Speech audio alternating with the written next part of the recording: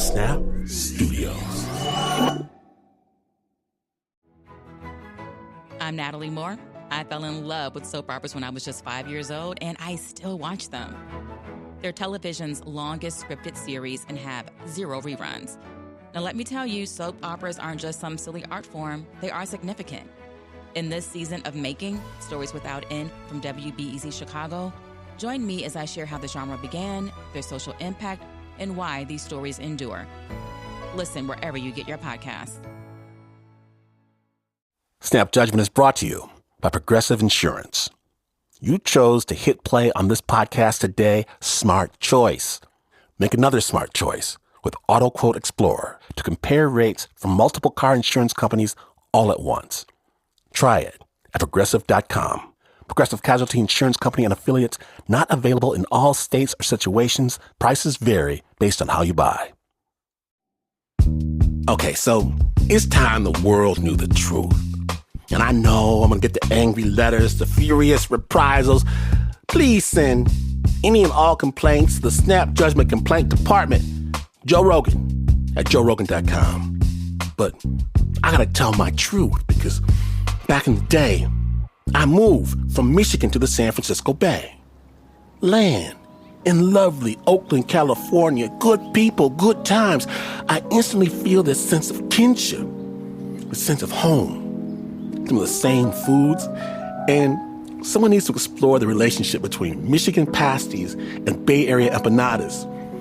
Got the same pride of place. And I even hear similar slang in the Bay.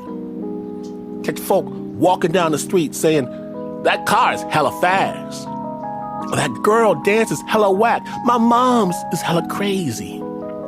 I just smile with pride, catching echoes of my former home in my new home. Imagine then my surprise, my chagrin to learn that these Bay Area people have the gall and the audacity to say they invented the term hella. The Bay Area hip-hop, the skateboarders, the hyphy movement, all they claim, which is odd because I know who started this worldwide trend. We did. And by we, I mean the good folk of East Kentwood High School, right outside of Grand Rapids, Michigan. Hey, it's gonna be hella cold up north, Chad. Kim, hella good party you missed. In fact, I wanna go out on a limb and say the specific person who started this phenomenon is a guy who sat behind me in Mr. Vanna Mullen's geometry class. A fellow by the name of Sean Webb.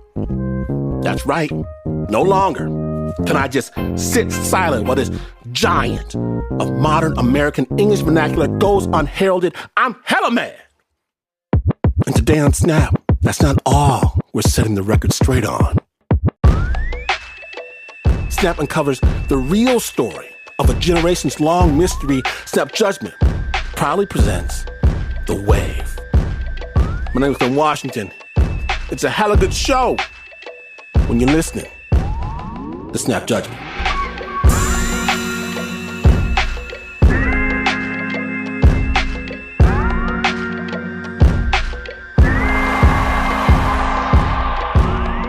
Now, every high school superstar knows that the roar of the crowd, it has to fade eventually. But Snap producer Bo Walsh brings us a tale about one guy who left behind something that will live on forever. Our story begins right here in Oakland, California.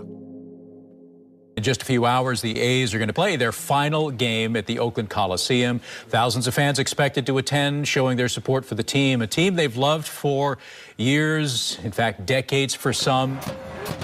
This past fall, close to 47,000 people sold out the Coliseum to bid farewell to one of baseball's most storied franchises before the A's abandoned the city of Oakland.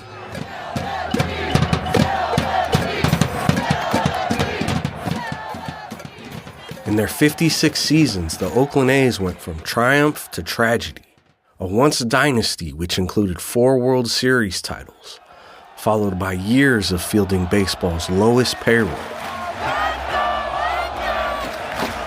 The Oakland A's were more than just a baseball team, though. They were a symbol of Oakland, a source of pride that unified a city.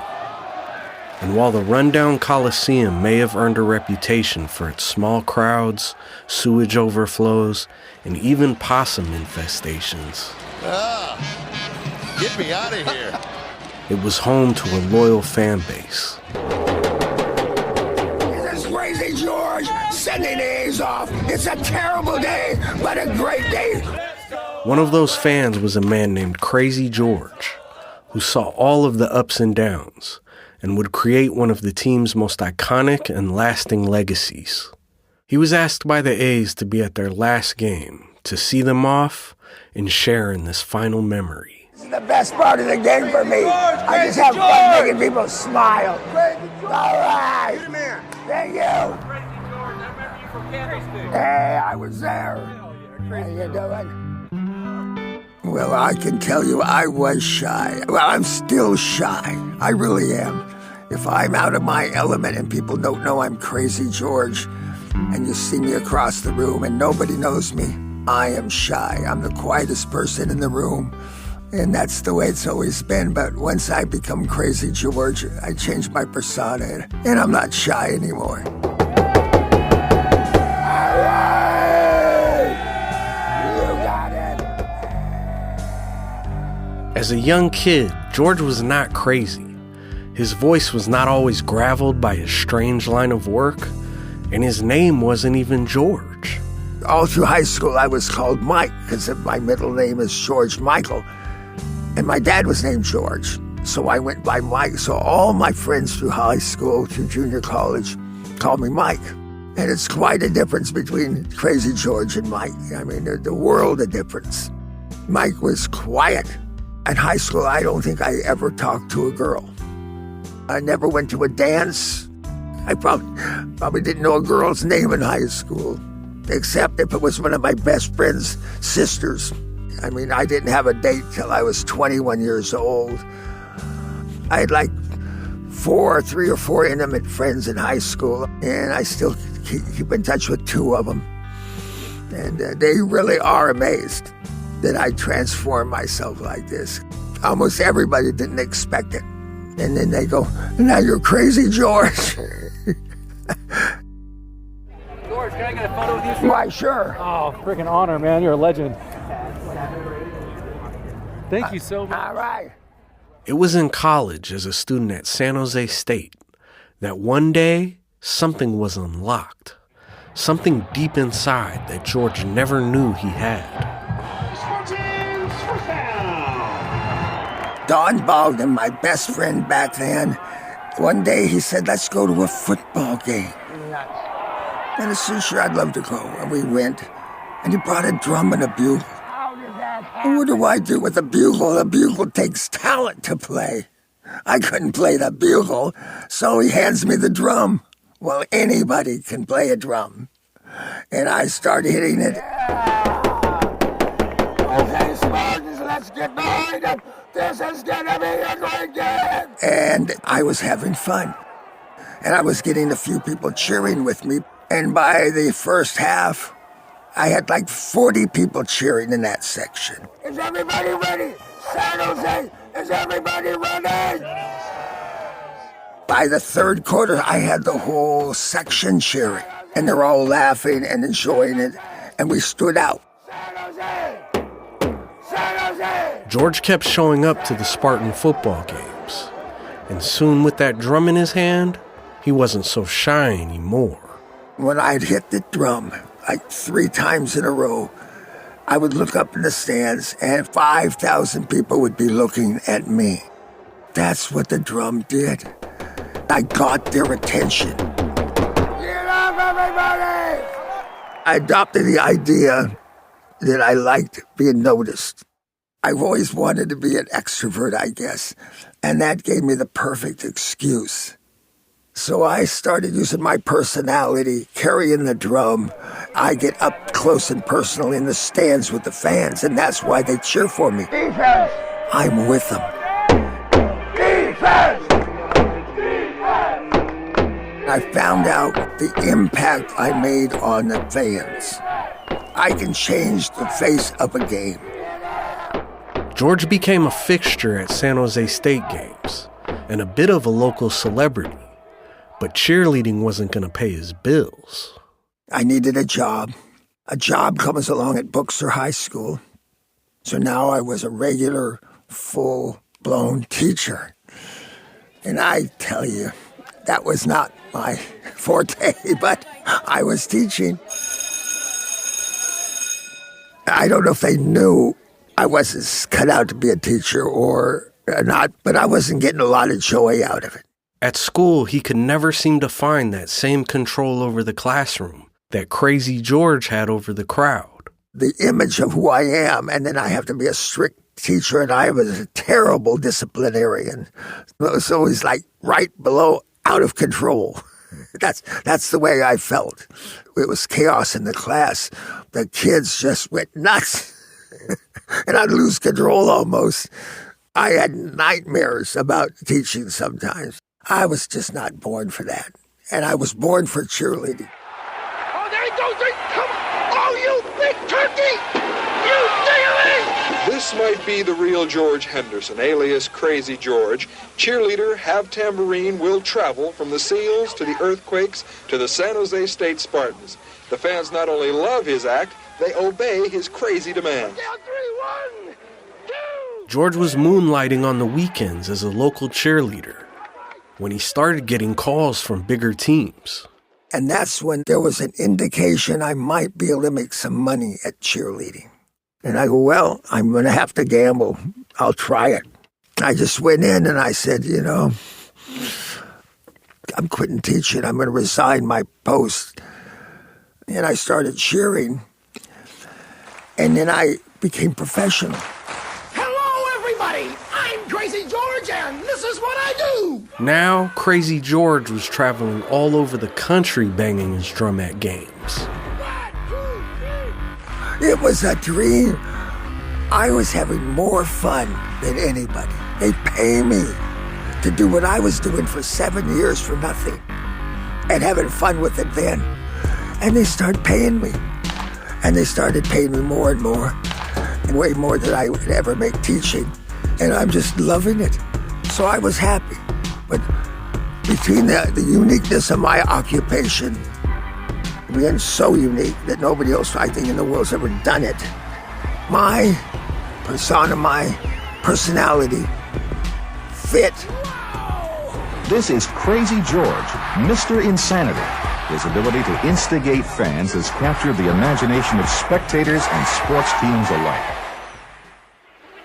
Back up for the Rockies to center ice. A quick pass. Deep score! One night shortly after going pro, George got a gig working a hockey game for the Colorado Rockies of the NHL, who desperately needed his help to get the crowd into the game. That night, it was a smaller crowd.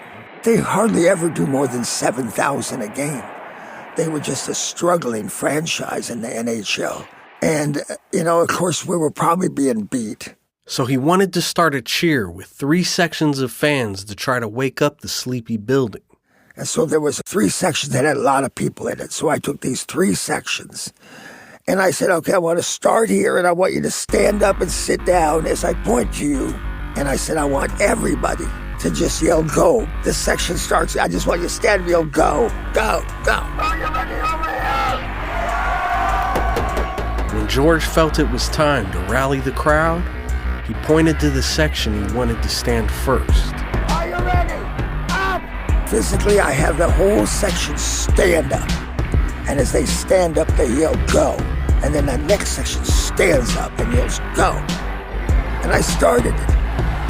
And now it go was on a curve. Suddenly, as the fans followed George's lead, it was contagious. Butts started to rise up out of the seats. The sections next to them saw what they did and did the same.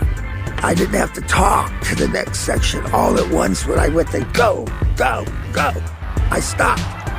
But the next section stood up and yelled, go. And then they would just throw up their arms. And it kept going. And it got bigger and louder as it went. And it's going now. And I'm going, all right. This is good.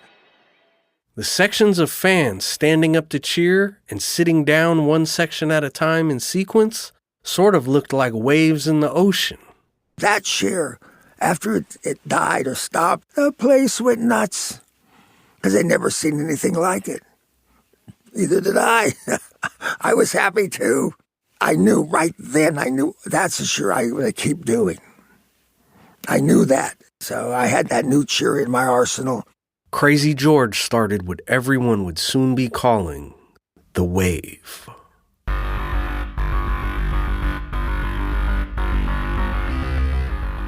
When Snap returns, George's new little cheer looks eyed with a few thousand fans. But how about a sold-out stadium? Stay tuned.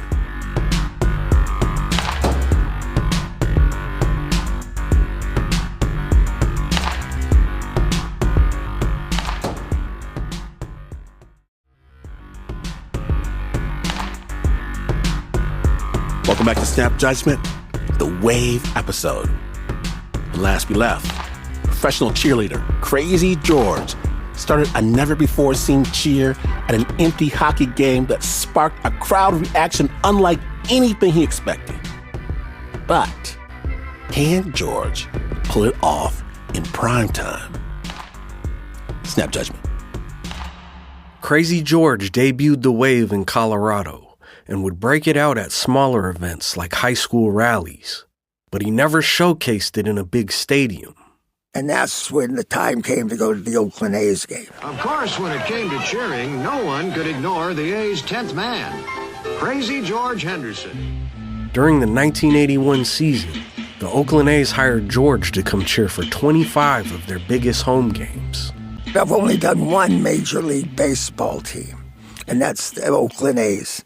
The swinging A's dominated baseball in the 70s, winning 3 straight World Series titles.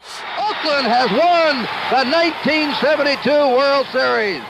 The Oakland A's have won their second consecutive World Series championship. And the A's have done it. The championship by the Oakland A's. But as the 80s approached, they hit a post-dynasty slump, and the once proud A's were now a last-place team, with rumors spreading that they might leave Oakland.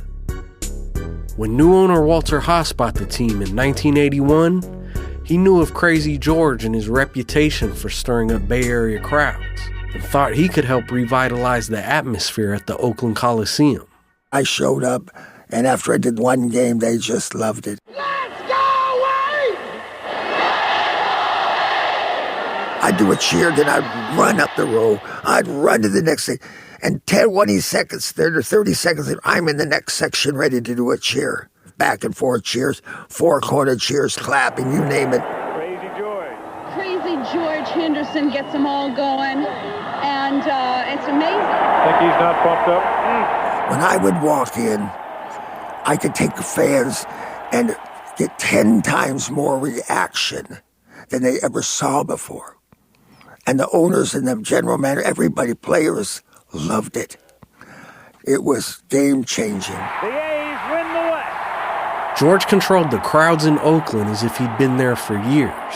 And during that 1981 season, the A's returned to their winning ways, finishing with the best record in the American League.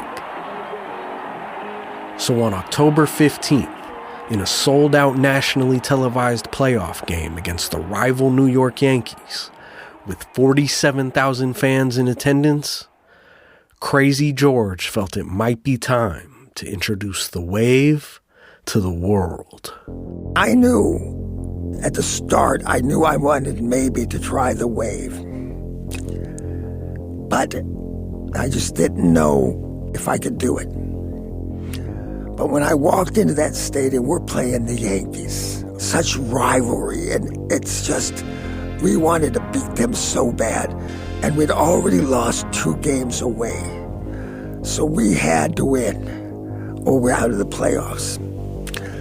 So I thought that wave, it was needed, and I knew what it could do, the energy it could add to a stadium. But I'd only been doing it for like 6 months or a year before that in little venues. But I said, if I pull it off here, this could be big. It is 72 degrees here in Oakland. A good crowd on hand. And in the background I'm sure you hear the Oakland fans reacting to their Oakland A's. They love them here. The Yankees want to nail it down tonight and go on to World Series, but the Oakland A's say not just yet. That was an important game, big important game. And it was a nationally televised game. I wanted to win that game. At the Coliseum in Oakland, the game is scoreless. Numerous threats by each team. Nobody's been able to push one across the plate. So the game starts and we just are not scoring. It's a low-scoring game. It's depressing. And I go, well, I've got to pull this off because I have a feeling it really could do something. So I'm going to try it. Now remember, nobody had ever seen it before. And so I went into this one section and I said, this is the time. It's about the third inning. I could feel that atmosphere going down, that inevitable we're going to get eliminated. They're the Yankees. So I get to 3 sections. I wanted 3 sections to talk to. And I talked to the 3 sections and I told them what I wanted. And I said, first you guys stand up, you sit down, then you're going to stand up and you sit down. But I was screaming, I was mean. These fans are really enthusiastic. And I'll tell you, the way it's been going, it's like it's been boiling and bubbling, a Mount St. Helen feeling here where something's going to erupt. And then I knew that when we start this, the 4th and 5th section down there probably could hear me easily yelling at them. And I started with these 3 sections. And the energy that's just then was great. And they were having so much fun doing it. And then it went about 7 sections. The 3 were great. The next one was pretty great. And then it and it just died. Because everybody's watching the game. And boy, on cue, when that died, everybody booed. And everybody's looking over what's going on. This crowd really reacting. Just saw one of the most amazing sights, Joe, if you look at the mezzanine. Each section, as they said, go got up all the way from behind home plate, completely around the stadium to the bleachers. Looked like it was orchestrated. I do it a second time. And it starts off, and now it's like 8, 9 sections, really strong. Gets behind home plate. Here we go again, around the Oakland Alameda mezzanine section. I'll tell you, that'll drive the cameraman wild. And it starts to die, and it died. And I'm screaming, I'm yelling, just keep it going. They said, okay, George, we got it. Man, you just saw in the picture the man who orchestrates that. Well, you got to believe that's George. That's all I know about George and Krazy George. But now, 1/3 of the stadium has done it.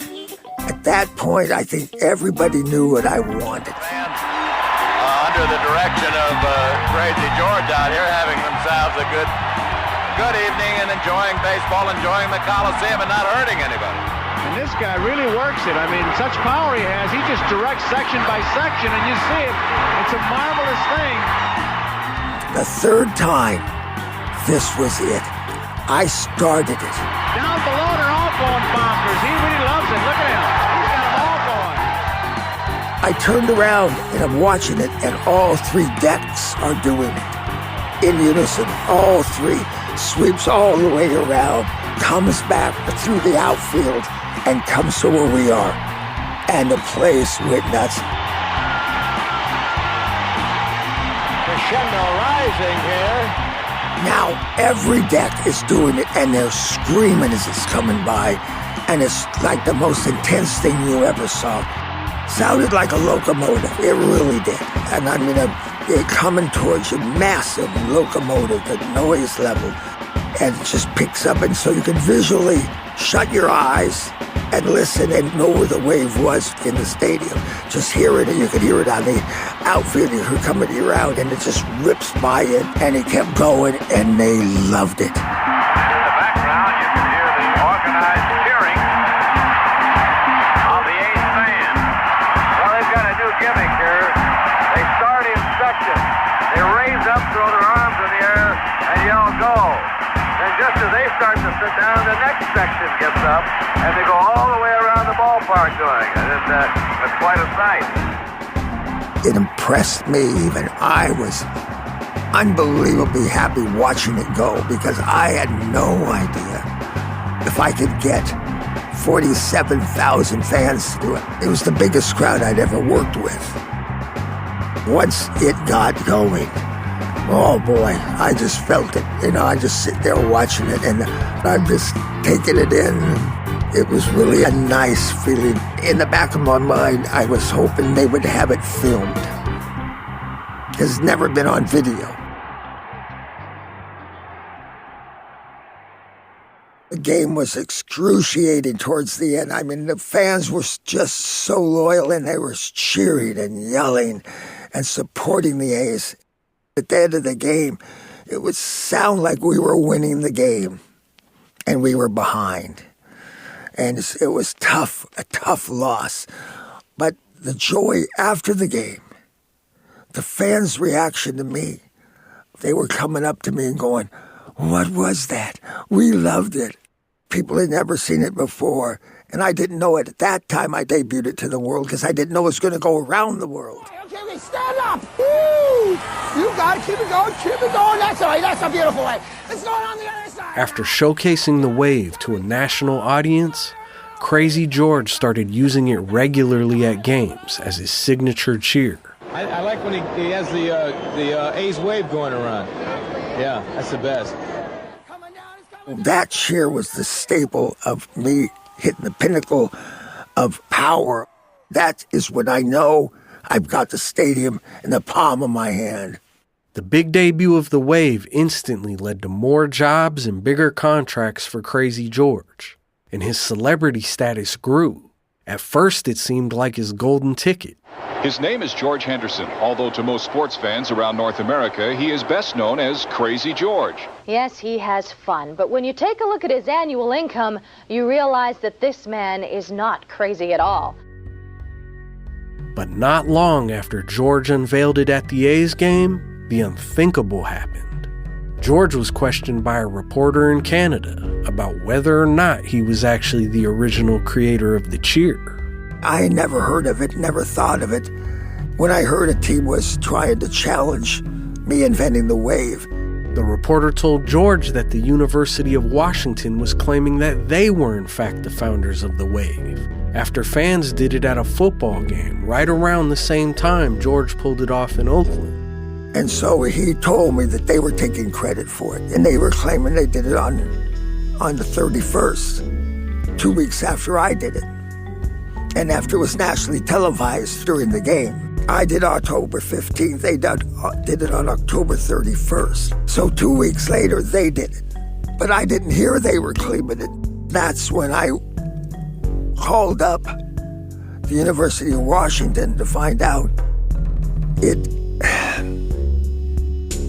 was really, I got mad and I wanted to correct it. And I figured it'd be really easy. I'd call them up, and I called the University of Washington, their athletic department. And I was talking to the guy. And I said, "Well, when did you start this?" And they gave me the date and all that. And I'm going, "No, I invented it." I say, "I know I invented it." And it took a long process. And I invented it on October 15th. I have in video. He says, "No." I said, "Well, I did it 2 weeks before you," and we get this argument. George reached out to newspapers, radio shows, anybody that would listen, but the claims kept coming in. Sports Illustrated, they're supposed to be like the premier great experts on sports. So somebody in Sports Illustrated did some little article on it and gave Washington credit. And then I heard somebody on Monday Night Football say that Seattle created the wave. I couldn't believe it. The story of the birth of the wave was getting retold across the country, and now had a life of its own. There's the originator of the wave. So he claims, right? That is greatly debated. We're doing the wave! We're doing the wave! Are you ready? Even though his claim to fame as the inventor was being questioned, Krazy George kept leading the wave, and it kept spreading. I did it at the Olympics here in '84, And then Mexico saw it, took it down there, started doing all their venues. Then the World Cup comes along. And in every game in the World Cup, all the Mexicans did the wave. And the Azteca Stadium is a mess of flags and jubilant faces. Now it's televised around the world. So now the whole world sees the wave for the first time. And everybody calls it the Mexican wave. Well, I could fight the University of Washington, but I can't fight Mexico. I'm undergunned, so I said, I just like to laugh about it. But everybody calls it outside of this country. It's the Mexican wave. They invented it. As they get the wave moving around here, boy, they've got a full house. They can get it rocking. When it finally became like a standard of the world, I mean, I think every sport, every team that's professional, no matter what it is, probably did a wave at their stadium. And it's just gone around the world. This is a legend. He invented the wave. I invented it. He invented it. How old were you in 1981? Come on, man. That's what I thought. The guy that invented the paperclip, he invented that. It's a little thing. But he's walking around, he's going by some office, and somebody is slipping that paperclip onto 5 pages of something. He gets something out of that. He gets an enjoyment that he invented that. And they're using it. And they're happier for it. It's better than having 5 sheets of paper flying all over the room and you can't figure out what order they're in. And that's what I get when I see that wave going anywhere. I feel great about it. It is really my claim to fame. Let me see it again. That's the highlight film. 1981. More than 47,000 fans of the Oakland A's say goodbye to an incredible season. Look at that. Throughout the 43-year debate over who invented the wave, the Oakland A's always stood by George. The A's were great, and when they heard about the controversy, kept backing me. I'm part of the Oakland A's. I'm supporting you guys. I'm part of you. And I'm showing you how much we love you by interconnecting with all the other fans to show the support. So last September, for the A's final game in Oakland, the last in the Coliseum, the send-off for the whole city saying goodbye to its baseball team, former President Andy Dolich reached out to George personally and asked him to be a guest of the A's. Perhaps the most popular A's fan of them all, the Coliseum is where Krazy George invented the wave during the 1981 playoffs, so he had to be here today. It's a happy, sad day. Oh my gosh, I cannot believe it. The last A's game, I said, well, I'll bring my drum, but I don't know what I'll do. And then I pull into the parking lot. My drum's there. I get my drum out of the back. And we're sitting in the middle of the parking lot, and within like 10 seconds, there's 15 people around me. And I'm looking around, and they're just going, Krazy George. And it's so sad, and they're so unhappy, but they're all want to support the A's, the team itself. The A's are the greatest baseball team in the world. And why, A's? I hope you're back. Go, A's. You invented the wave. I'm right there. I started doing little cheers.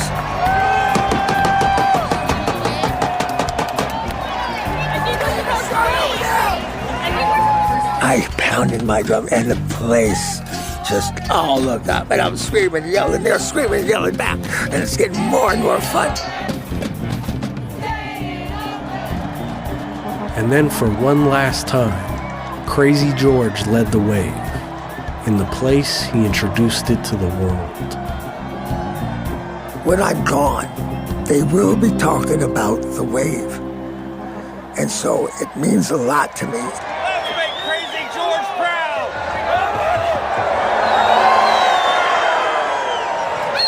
That's for Krazy George.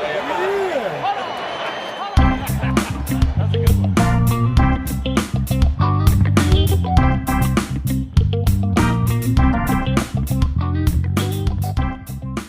a huge Snap Judgment thank you to the man, the myth, the legend, Krazy George Henderson, for sharing your story with the Snap. At 80 years young, George is still banging the drum at his alma mater, San Jose State, for the Spartans, and George just celebrated his 50th season cheering professionally for the San Jose Earthquakes of Major League Soccer. To read more about the life and times of George, check out his memoir, Still Crazy After All These Cheers. You can find the link to the book, as well as all things social media for Krazy George at snapjudgment.org. This piece was edited by Anna Sussman. The original score is by Dirk Schwartzoff. It's produced by Bo Walsh.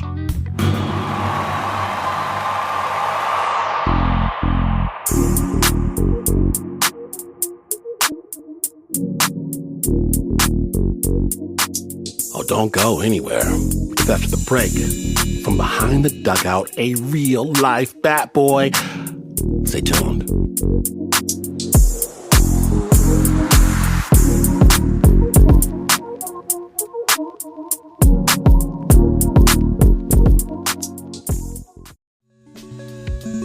Welcome back to Snap Judgment. Today, everyone wants the dream job, but it always goes to someone else. That is the rule. But what happens when that someone else is you? Now, this story does contain explicit language. Sensitive listeners are advised. This story starts back in the early 70s New York, when Merritt Riley was the Yankees' biggest 11-year-old fan. I was hardcore. Well, actually, my mom and dad were big Yankee fans, so I really didn't have a choice, to tell you the truth. It was always extra special to be at a game, smelling the grass and smelling the popcorn. You know, always sought to get autographs and meet the players. But at the games, I'd be sitting there watching the bat boy, retrieving foul balls, and I always wondered, how in God's name can I become that kid? I figured, what the hell, I'll give it a shot, and I wrote a letter to Yankee Stadium. I didn't address it to anybody in particular, just hoping it would get a response. And he did. Pretty quickly. From a bat boy named Joe. Being the kid I was, I got the letter, and I was so excited. It was written on Yankee letterhead stationery, and I was like, wow, this is it. I showed my mom and dad. Bat Boy Joe wrote back and said, in order to join the Bat Boy Club, you had to have good grades, athletic ability, be 16 years old. Merritt only met one of these requirements. He was a smarty pants. Yeah. But over the next 5 years, Merritt set his little mind and body to it, and bada bing bada boom, Joe hooked him up, and Merritt became a Yankee bat boy. And even before he did any bat boy things, it changed his life. I'm kind of making fun of myself here. When I was in high school, I was like a little nerdy kid, I wasn't really, one of those popular kids, you know what I mean? All of a sudden, everybody wanted to be my friend. Kids that I thought would never talk to me because they were the cool kids, they were the jocks. It's funny because a lot of those kids are friends still today.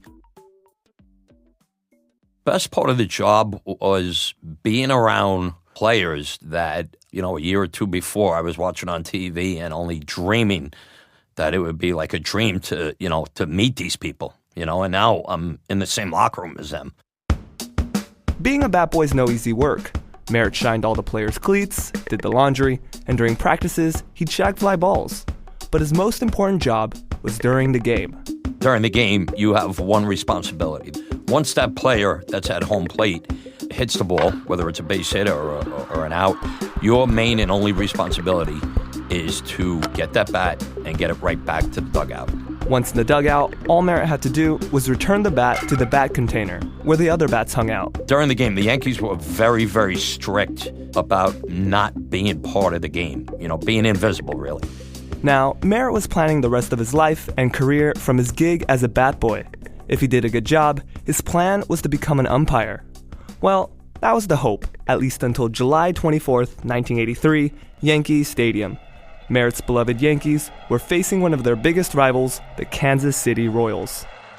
It was a Sunday afternoon in July, and back then the Yanks in Kansas City, they saw each other a lot in the playoffs, and it was a packed house. It was hot. It was a loud, boisterous crowd. Now, this game was extra special in merit, not because of the heated rivalry, but because of one player on the Royals, the superstar hitter, George Brett. For whatever reason, George Brett took a liking to me. Even though he was a superstar, he was like a regular guy. He'd, clown around with everybody in the clubhouse. He'd always be breaking my chops about one thing or another. And, kidding around, not mean. He had a nickname for me, and it was Spalding from Caddyshack. Spalding Smales.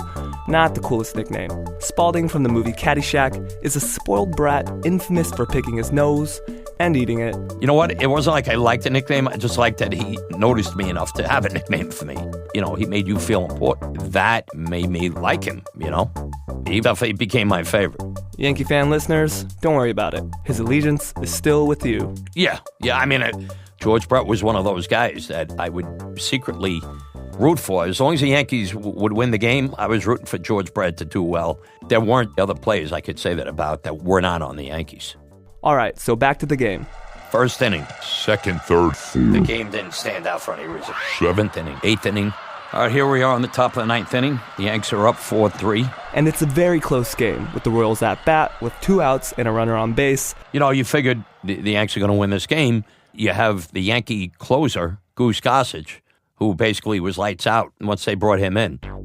But the player from Kansas City gets on base, and none other than my favorite player in baseball, George Brett. The crowd's on its feet. George Brett is known as the Yankee Killer, but also well known as the hemorrhoid guy. Back in the 1980 World Series, George had to leave a game early because hemorrhoid pain. Since then, every time he came up to bat, he was the butt of all jokes and jeers. The crowd is going wild, jeering at George Brett because of a hemorrhoidal issue. I got a big conflict going on in my head. I'm rooting for this guy, George Brett, to get the big hit. But at the same time, I want to see my favorite team win the game. So George Brett's at bat, and Goose Gossage leans in and delivers a pitch. And I could tell just from the sound of the ball hitting the bat, this thing was going to leave the ballpark. There was a very quick moment of silence, and then all of a sudden the place went crazy. And now the Royals have the 1-run lead. So right away, I get up to home plate. I grab the bat. At the time, I know that I have to get that back to the dugout. But I said, you know what? I know I'll probably get in trouble, but I'm going to wait there. I'm going to wait there with the bat, and I want to high-five him when he comes around because he was such a good person to me. I wanted to show that I'm a Yankee fan, but I'm a George Brett fan. While I'm standing there at home plate waiting for George Brett to round the bases, the manager of the Yankees, Billy Martin, is on the top step of the dugout. The veins of his neck just like protruding from his neck because he was screaming for his catcher to check the bat. Right after that, the catcher of the Yankees rips it out of my hand, and he begins to inspect the bat for cork. When players cork their bats, it makes the ball travel further. It's cheating. The catcher checked it for cork and then saw that there was no cork, and he just dropped it on the ground right next to me. Gotta be honest, I didn't know what was going on. At this time, George Brett now crosses home plate and just went right to the dugout. I did not get to high-five him because now I was so caught up in what was going on. Right after that, the manager ends up at home plate screaming, I want that bat checked. I want it checked for pine tar. What about Frank is that he's got too much pine tar, and the umpires are going to get together. George Brett looking around and wanting to know what's going on, and the umpires are going to Pine tar is a sticky substance that players put on their wooden bats. Basically, it helps them grip the bat, swing the bat, and hopefully hit a home run. That pine tar up that far on the bat. First time in a long time I've seen the umpires huddle this long and have a meeting over it. Both they're feeling it, see, to see if there's some sticky stuff around there. But there is a limit to how much pine tar one can use. 18 inches from the tip of the handle, about the width of home plate. The umpires take the bat, they lay it down against home plate to determine if the pine tar was too far up the handle of the bat. Right across home plate. I've never seen this. I never have either. The umpires struggle to make a call, and that's because the pine tar rule, it's one of those obscure rules that's rarely enforced. And here, the crafty Yankee manager was waiting until the perfect moment to bring this tiny rule down on George's head. I'm thinking if I would have just picked up the bat and gotten it out of there instead of waiting at home plate for the high five, none of this would be happening. That's Nick Bremigan with the bat. This is going to be an interesting call. Brett isn't sure whether he has a home run yet or not. At that point, I stopped slinking away back towards the dugout, walking backwards. And The players were angry. And at one point, George Brett, who's now pacing up and down the dugout like a raging bull, he says, all I know is that if they call me out, you're going to see 4 dead umpires. 4 dead umpires. 4 dead umpires. And almost right after that, almost immediately after that, the whole paid umpire looks towards where the Kansas City Royals were and makes the out sign. They might be going to call George Brett out. Well, he is. He's out. Yes, sir. Brett is out. Look at this. Brett is out. And he's steaming mad. George Brett just charges out of the dugout like a maniac. First couple buttons on his shirt were like open.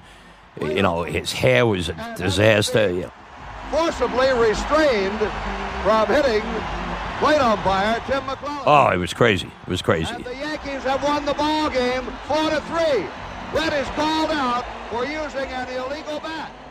Now I position myself inside the dugout, at which point the players from Kansas City are yelling at me. Why the hell didn't you get the bat? I was... You could edit this? I was my pants. 50,000 people and all these big baseball players. And I was scared. I'm not afraid to say that. I was scared. At this point, all hell breaks loose. Yankee Stadium security, the guys in suits and ties, they're out on the field. And one of them comes up behind the umpire and swipes the bat out of the umpire's hand and makes a beeline for the dugout. At which point, a pitcher for the Kansas City Royals, Gaylord Perry, sneaks up behind the Yankee Stadium security and swipes the bat out of his hand. Well, a Yankee security person and one of the umpires quickly are chasing whoever has the bat. Jose Martinez is holding Brett. Bobby, I've never seen this in my life.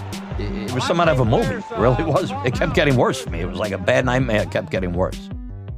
The game ends. Yankee fans celebrate as they leave the stadium, while the Royal fans are still stunned. The players are gone. The umpires are gone. The whole swarm of people is gone. I'm in the dugout by myself. One of the clubhouse managers comes down and says, you don't want to go up into that locker room right now. The Kansas City Royals don't want to see you. They're pissed off at you.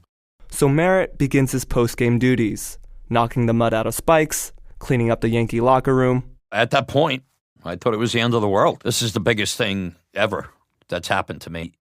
The manager of the clubhouse, where the Royals were, came down and said, look, it's safe to go back down to the locker room. The guys that were angry are gone, so come on down.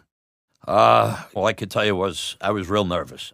I entered the locker room very, very timidly, and I opened the door to the locker room. On the left-hand side is a swarm of reporters. And guess who's in the center of this swarm? You guessed it, superstar George Brett. The one guy I don't want to see, and he's one of the only ones left. So I try to make my way towards the back of the locker room. I figured he wouldn't see me because there were so many reporters around him. And I go walking through, and, you know, you couldn't have planned it any better.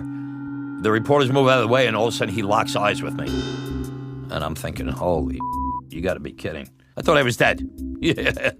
Yeah, I figured my heart was broken already. So he's like, Spaulding. And I stopped dead in my tracks.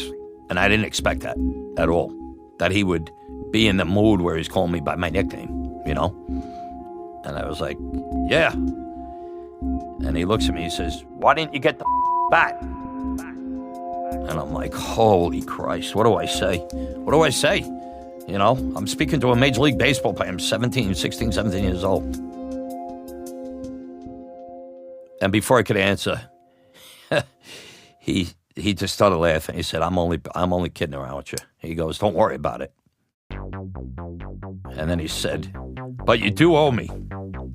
And I remember saying, as clear as day, whatever you want, whatever you need. So he says to me, do you want me to tell you what he says to me? He says to me, the next time I'm back here in New York City, he goes, you're going to get me laid. And I said to him, you want me to get you laid? And I started laughing, you know, and he laughed, and that was pretty much it. After the Pine Tar game, people called George Brett a cheater for using a special bat. But George, he got the last laugh. Eventually, the Pine Tar ruling was overturned, George got his home run back, and the Royals won the game. Oh, and remember the Hemorrhoids nickname? that was now behind him. As a result of the Pine Tar game, that nickname was forever gone. People don't even know about it, really. I know this whole incident could be blamed on my hero worship of George Brett. You know, any other player, I went up and retrieved bats probably thousands of times. The one time I didn't do it, this baseball history was made. He's out. Yes, sir. Brett is out. Look at this. And Demon Man. He is out.